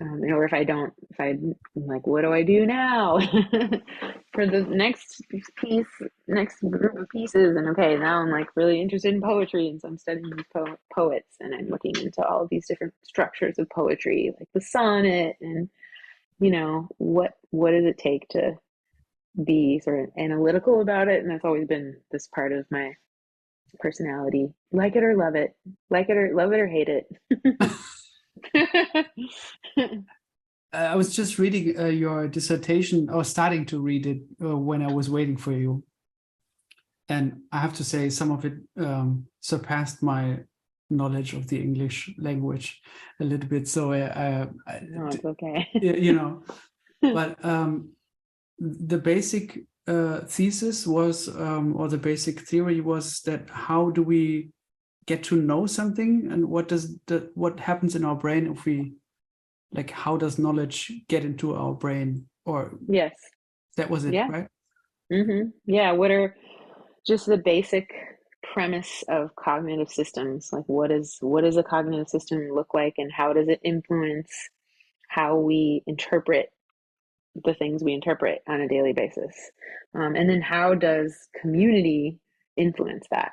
Like, how do the people around us influence how we like create cognitive systems? Hmm. And that was on the premise of jazz and important jazz people who played the music. And okay. hmm Yeah, like, are you listening to Louis Armstrong for, you know, the tone of what he's playing, or are you listening to him because of the lines or like the actual notes that he's playing? And I feel like the people who organize themselves into these communities, um, where they like continue to play with each other, they value like the same things. So like, of course, they're going to want to play with each other because they have this like cognitive system that values lines overtone or vice versa. Right. Or it doesn't have to be that. It's just a really dumb example, but it's an example of something, where you like value the pitch content over the texture or the texture of the tone, you know. Right. Whereas like some other people really value the texture of the tone, and that means more to them than like playing over changes or playing over these things. And because of that like switch or that disagreement in the cognitive system, then you might have like a disagreement in life, like in life of itself. And then people are, I feel like at the center of it, that's like why people vibe each other, because they don't understand each other. If we could Right. just sit and understand each other better, then we wouldn't have as much conflict, So or we how do wouldn't we have do as it? much. How do we understand each other better? I mean, I think it comes down to people's motivation for wanting to. You can't force someone to do any. You can't force people to do things. But yeah, I think it comes down to wanting to understand more about what people value about their cognitive systems, how they organize their cognitive systems. Mm-hmm. And what sparked that observation of yours from back then? Yeah, I took a lot of influence from a really amazing researcher named Doug Medin, Medin, who studied cognitive systems in Native American people and white people. So, and looked at their survival strategies. So, or really, it was their fishing practice. I'll be more specific. So, I was looking at Native Americans and white people and how they fish and how they think of fish. And so, I worked with him at Northwestern, where I got my PhD, and we sort of developed a similar system for me doing this with musicians. And he wrote a book called Culture in Conflict, or Conflict and Culture, either one of those ways, Culture and Conflict. And he basically was explaining why there's been all these issues between Native Americans and white people who came here, because they understand the world differently. They're organizing their knowledge differently, and they can't understand each other. They don't want to understand each other, so then there's all these conflicts arising. And it's a great book. It's a really good book. I think it's very approachable for people who like want to understand this from like an academic standpoint without being too jargony, as you were saying, without using too much jargon. Yeah, it's a great book, and Say the name again, please. Yeah, Doug Medin, Medin, in Culture and Conflict. In Culture and Conflict. Okay. Yeah, I think it's just Culture and Conflict, but I'd have to. Yeah, I think. Yeah, we can look it up. Yeah, Culture and Conflict. Culture and Resource Conflict. That's what it is. Okay. Yeah, I was almost there. He would hate me if I got that wrong. Yeah, it's so. We can take it out. But yeah, Culture and Resource Conflict: Why Meanings Matter. It's so good. It's such a good book. I very highly much recommend that book. He was the reason for that idea. It was his idea, really. So cool. Let me ask you, all of us as musicians, we have periods of self-doubt and writer's block, or, to some extent. And I'm curious how you deal with situations like that, periods like that. Yeah, I think one of the hardest things for people to do is just do something. Like if you get really stuck and you're just, I think maybe at the worst is like you're in bed and you can't even get up, But if you just had a very small goal, like, okay, my goal today or in this next hour is to get up, I just have to get up. That's all it is. Just one thing. That's all it is. Or maybe it's even below that. Like all I have to do is, move a couple inches in the bed, and that could be a goal too. Or all I have to do is maybe I'll lift my arm or something, just this very small thing. And then you start at this really like an attainable goal. I think so many people in those hardship moments, they're like, I have to change the world. And then they're so hard on themselves. And I've been taught by a very good friend of mine who maybe I've come to know over the past couple years. His name's Keith Lamar, and he's on death row. And we've become very close. And one of the things he taught me is to be more gentle with myself, which is not my nature.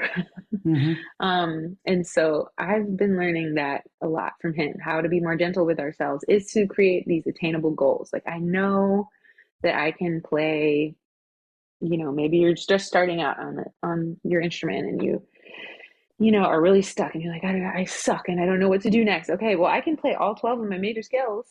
I can play them. And then maybe I can play them all, but I can't play them all with a metronome yet. So maybe the goal is to just, okay, we're just playing all the major scales, no metronome. But maybe next week I'll put the metronome on like 50 and I'll play quarter notes and I'll be able to play all those. And it's just these attainable goals, like this slowly but surely, it doesn't have to be this huge, Yeah. literally, like I just want to lift my finger today. I did it. Yes. Like I Yeah. lifted my finger. I put my shoes on or did something or it can even be as small as like I called someone Yeah. and or texted. Calls are more aggressive these days, I guess. No one calls anymore. Um, but yeah, it could just be a small thing or of even listening to a piece of music and writing down everything that you like about it or one thing that you like about it, and then you can put that thing in your composition if you're Yeah. really struggling with like I don't know how to write, I don't know what to do. Okay, what's your favorite song? Okay, let's listen to it 5 times in a row and write down one thing that you really love about the song and then use that for your next composition or Hmm. use that for a composition. And you don't have to like it, but yeah, I think that can be one way to get through is small attainable goals and then celebrating yourself for Hmm. doing those things, and also another thing is what trying to like community is so important, you know, Yeah. having a group, maybe just having one person who you can call or talk to when things get really tough and maybe not your parents but someone Yeah. Yeah. Yeah. because parents like engage something else, or maybe not a partner or not your parents but someone who Hmm. can be neutral or maybe a therapist or someone who can help, Yeah. you know and they're a part of your community in a certain way, and that's so important. I can't tell you how important that's been to me in those moments. Yeah. Yeah. I've just heard that psychologist Dr. Phil Stutz. Uh, Oh have you heard yeah. about him? The Mm-hmm. Tools. The Tools, right? It's a Yeah. movie, right? Or a documentary? So right now there's a movie on Netflix by Jonah Hill, and he talks to his psychologist. Right. Yes. I Yes. found it And they're very, just very cool and inspiring. And he said, like, yeah, if you're feeling down and you are depressed and you can't get out of bed, like if you just reach out to one person, and that can be the guy at the bakery or somebody on the street, just reach out in some form, call him, talk to him, write to them or whatever. That person then represents the whole world, and the first yeah. step towards that direction. And there can be a friend who you open up towards in terms of your musical or artistic problems also, if we talk Yeah. about musicians in that way. Yeah, Yeah, that's true. definitely. And it can be so isolating in music, because then you're thinking, oh well, all of my friends are musicians, and then are they Yep. really your friends? And it's just yeah, it Hmm. can really spiral. It's a lot of spiraling. Um, but yeah, I think that's really good advice. Reaching out to one person, Yeah. or an animal, or a dead person. Hmm. Like I talk a lot about portals and like that being a big part of my work recently. And you can talk to those people. I mean, I know it sounds crazy, but like they're a part of you. If you knew Yep. them really well, you can always talk to those people. And it's not the same, obviously, as when they were here, but Hmm. it's it's pretty close. And I feel like I learned a lot of that from Thich Nhat Hanh about how to talk to people, or the Buddha, I feel like he learned that from the Buddha, how Mm. to consider death as not necessarily being that bad, Hmm. if we're all just like afraid of death, and Right. we're afraid of the inevitable. Right. This is a pretty certain thing. I'm so certain. Yep. Oh my God. Mm. Oh, I'd love to talk to you about Left. Oh yeah. That's my favorite song from the album. Thanks. Today I tried to learn the fast lines. You know the. hmm Did you think of that harmonic sphere there as coming from the Messiaen, the third mode, or did you base it on that because it kind of mostly fits into it? Oh, does it? That's so cool. I I wasn't mean, that moment necessarily. where those fast lines come. The fast I lines think, are coming. Yeah. I was like interested in that collection of notes, and then I couldn't ever decide like what order I wanted them to be in, and so I kind of shifted them around. Like every time they would appear, they would start on like a different note. But really it came out of I was kind of exploring on the saxophone, and I came upon that sound, and then I was like, I really can't play this on my saxophone. So it came out of me, just I want to play this, and it uh-huh. came out of that. It really came out of that, like the mechanics of the horn, the Yeah, mechanics of overcoming that. those notes. Yeah. Yeah. Yeah. And then But you had yeah, that everybody piece, play it. Also, Julian had to play them, Julian had to play it. from a different Yeah. point, a little Much lower than much you. to his chagrin, he really no, I'm just kidding. He loved it. No, I'm just kidding. But yeah, a lot of different people played it, and then it was the I kind of have taken a lot of thought about how to like build chord structures from the scales in this way, like from those kind of scalar monophonic patterns, Hmm. scale patterns from like Barry Harris, the way that he like stacks those like in the major scale where it's like major six to a diminished chord to major Yep. six and they're all in like different versions, and then you can like put a space, a gap in one, and then you come up with these really cool chords. So I did that, and Yes. that's how I sort of came up with that big like chorale section at the end where Hmm. um people, the saxophone and trumpet are like da da da da da, Yeah. and then the strings are doing this whole like that part. Yeah. That's how I came up with those chords, is from the sort of like stacking Yeah. the and putting gaps inside of the um putting gaps inside of the stacks of that chord of that monophonic structure. Yeah. My favorite moment out of the whole piece is when it quickly resolves to a D flat minor, like the do do do. Oh You know, yeah, that yeah that's my favorite moment. yeah.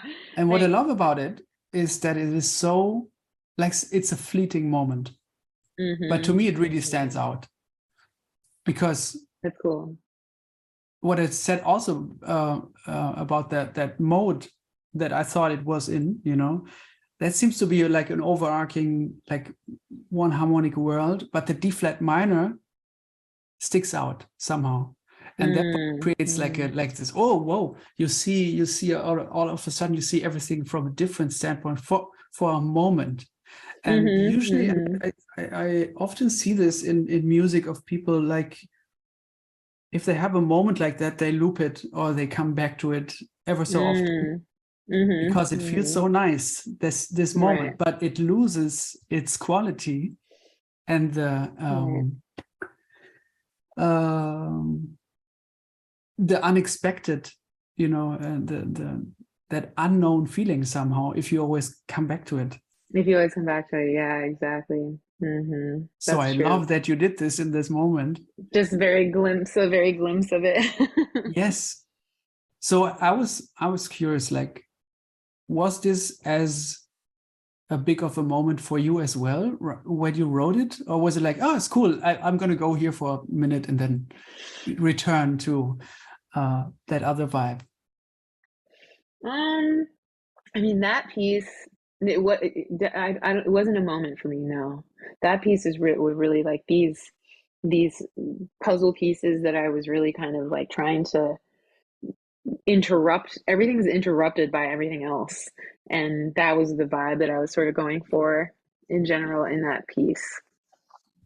To sort of get this feeling of like being just left, just being abandoned, and that's sort of what I was going for there in general. But I had a bunch of the process for that piece was like I had a bunch of these sort of angular gestures, and I had literally had them on like post-it notes, or I cut them out and put them on the wall, and Hmm. then I like arranged them in these ways. And I've seen people do that before. That's not my idea. I've seen people do that, writers, like Yeah. journalists and fiction writers, and I've heard people talk about that process. And I'd like to do that a lot, like take things from outside of music and like try to put them inside of music in some Yeah. way. Like it's really inspiring. So when I was at McDowell, the artist retreat, I talked to a lot of authors there.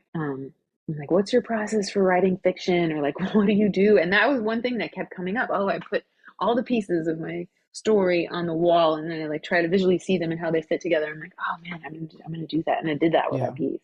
I cut all the ideas up, and then I'm like, all right, give it to the trumpet, even though it doesn't really lay well on the trumpet. Hmm. Like, let's give it to the strings. They're really gonna hate me um, in this moment. But yeah, that kind of thing, Mm. And luckily, we had time to rehearse because it was the pandemic. So I'm not sure if it would work now, but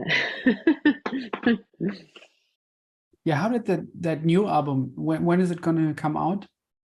probably in 2024, because I'm just now getting around to editing that album. Right. Okay. And I have another one coming up before that, which is Alula, like part two, which is with now this record that should be coming out either late this year or early next year, with Taishan Sori and Val Janti, Chris Tordini, and then as a guest on a couple tracks, Kasim Nakvi, who Hmm. plays modular synth.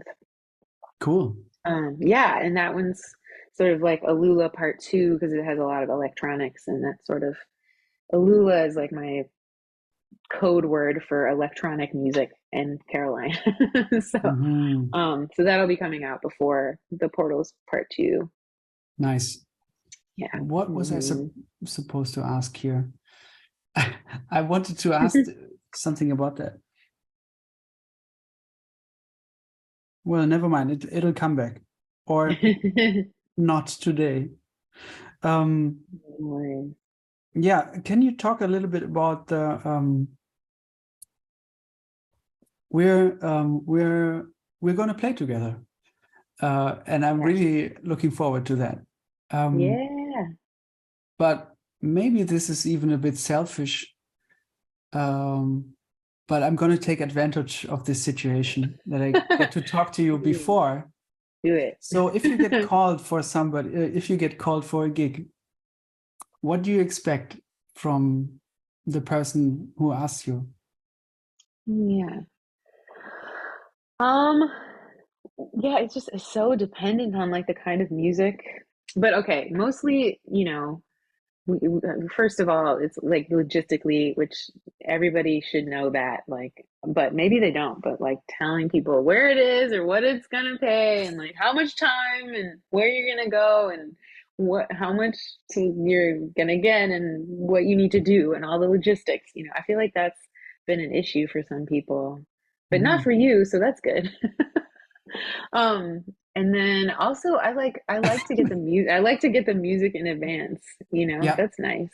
yeah. It's nice to get the music in advance so you can kind of get because it takes a long time to sort of get into someone's head. And like Hmm. I told you before, I like to listen to the music first and not look at the chart at all.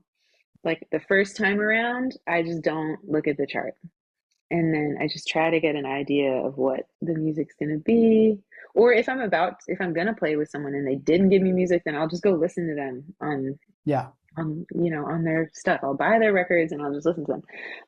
And then or listen to them on YouTube or whatever. And that really helps because then you sort of start to it's hard. You want to get into people's aesthetic, you know, you want to see like, what do they want out of this experience? Or, and that can be like maybe a good thing and a bad thing, is maybe they don't want, maybe they just want you to be yourself. And that is what I'm doing in this moment. And obviously I'm definitely not going to not be myself. So, but I like to get the music and to check out the music. And I work on the music in advance so that when we're in rehearsal, we don't have to sit and wait for anyone to To learn read their the part. notes. Yeah. Yeah, because that's so annoying. Mm. Everyone gets annoyed by that. And I've been that person in the past, and I'm not shaming people for that, but at a certain point, you know, gotta Yeah. gotta step it up. So yeah, that's mostly it. And like, you know, good vibes Hmm. and but that's mostly it. I don't expect very much, honestly. Just kind of Hmm. showing up and having good vibes and being open to things. That's pretty much that's mostly it. Hmm. Yeah. Yeah, it's pretty much in line with what I expect as well. I also like having the music in advance so you can get a vibe. But what you just said about like if you don't get the music, you're just going to do the research on your own, and that can give a good perspective. It gives you a perspective that is not curated so much. You know, of course, a homepage or an Instagram page or whatever is curated in a way, but the internet has that kind of open thing where you can just Yeah, be like, yeah, I'm drawn to this cover, you know, right. or Yeah. Mm-hmm. oh, I know somebody who plays on that album. I'm going to Yeah. listen to that Mm-hmm. now. And then this has an open thing. Yeah. Mm-hmm. Yeah. Or sometimes I'll just listen to my favorite recording of the person, you know. Like for this Derek Bailey thing that we did with John Zorn. I was just going, you know, kind of going back and listening to all these. Yeah, it's like this, you know, insane group of people getting together and improvising together. But what are we doing? Like we're supposed to be, you know, celebrating Derek Bailey. So let me go back and like maybe I'll go and listen to some albums I've never checked out that much. Yeah. So yeah, one of my friends, Wendy Eisenberg, they showed me this record that I never had listened to before, and I learned a lot just by doing that and kind of getting into the mindset of who Derek Bailey was and how I knew him to be, but also how I haven't known him to be, you know? Mm-hmm. Yeah. Yeah, it's true. I recently subbed in the NDR big band, the from Hamburg, the radio Mm-hmm. big band, Yeah. and they were Yeah. doing a tribute to Charlie Parker. Oh, yeah. So I Mm-hmm. was reading big band charts of songs that I actually know, trying to get it right, you know. Yeah. It was weird. I mean, it was great to play with them, of course, Yeah. and it's always Mm-hmm. a nice opportunity. But after a while, I was like, no, I'm not going to listen to the Sibelius of this chart anymore to get it right. I'm going to listen to Yeah. Charlie Parker, who I always listen to. You know, I'm going to do that because it was a tribute to him. I better listen to him than trying to get the chart of confirmation right. You know what I mean? You know, and Yeah, that's totally. so much helped me to approach that project where it was just a sub. You know, to approach it, yeah, more openly, and I could make sense of the music even more like that. You know. Yeah. Yeah, it gives you a different perspective for sure. Yeah, definitely. Or even like looking at ways that other people have interpreted Charlie Parker, because there's so many interpretations of what he did, and like analyzing of what he did. And, you know, what does Barry Harris say about how Bird played? Or like, you know, there's just so many different ways to understand. Or yeah, what are those different ways of understanding that? Or what does like Connie Crothers say about the way in which Charlie Parker formed lines? Like she's got stuff that she has said, and you can find that on the internet, Who's you that? know. Who's that? I haven't heard about that. Oh yeah, Connie Crothers. She's a piano player. She passed away 2018, I believe. And she was a pianist who studied very closely with Lenny Tristano. Not to define her in terms of someone else, but she had her own studio of students and also her own practice as a musician that was very helpful to many people around here in New York. I didn't study with her, but I definitely talked to a lot of people who did study with her, and I learned a lot from her, like, sort of being around when she was around, and her energy was pretty special. Yeah, she was one of Lenny's students. She also like made this really great duo album with Max Roach that everyone should listen to. And I think it's called Swish. And they also had a record label together, Max Roach and Connie Crothers. They owned a label and put out recordings. Actually, because I wanted to buy that record. And I was like, oh, how do I get this record? Because I couldn't find it anywhere. And then I found it on that website, the label. And then I emailed, like, how do I get this? It was kind of like an artist share thing where you can only get it there. And so you have to pay them. And then they send you the record. And it was her. Like, she wrote me back. Oh, wow. Okay. And it was like, thank you for inquiring. Like, just send this money here and I'll send you a copy of the record. And I was like, oh my God, Connie Crothers. This is so cool. But she's, wow, what a special human being to the music community and like beyond. She was very, very, very special. What was her vibe in terms of teaching? When you must have asked the people who studied with her, like what was her principles or her view on teaching this music? I think one beautiful thing about her is that she wasn't ever trying to get anyone to fit inside of any kind of mold of playing. She would listen to you play. This is what I've heard. And obviously people who study with her know better than me, but listen to you play and then try to like work with the elements that you already had inside of you. And then work with those to hone them into a practice of whatever it was that you were trying to go for. So if that means like, playing standards and changes, whatever, it's that. If it means playing free, then there's that.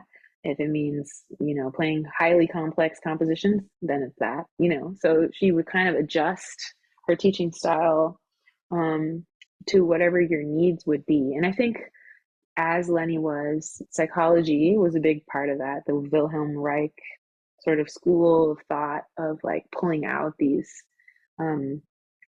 blocks, like dealing with the blocks inside of you and either, shaping them or getting rid of them, like whatever you need, everyone deals with blocks in a different way, but working to understand the blocks or the pain inside of you, because if those are present, you're going to need to know them pretty well in order to improvise. Like in order to have no fear, you're going to have to get to know those blocks.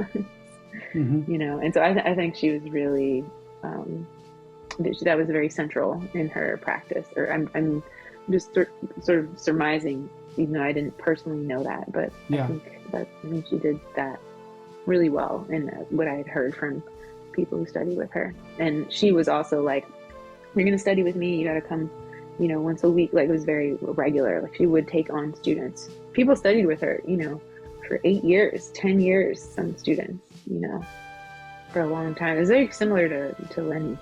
Yeah, that says something about someone if people want to study with them for that amount of time. I mean, it's incredible. Definitely. Yeah. Yeah, I was really sad when she passed away. I think she had a cancer and it came back. I think that's what happened. So what kind of generation was she from? I mean, if she studied with Lenny, that still can be within a certain time frame. So how old was she when was she born? I think she was born, if I had to guess, maybe in the early 50s or maybe later 40s. Right, okay. Yeah. But yeah, I feel like she was in her 60s when she died. I feel like I want to look that up. Yeah. 41. I was totally wrong. 41 to 2016. That's what I was. Yeah. I see. So yeah, she was 75. Yeah. I still felt like I was like I still felt like, oh man, he died too young for some reason. But she lived a life. 75, that's amazing. Hmm. All right. Thank you. Thank you for doing this. Yeah, it was great. Awesome.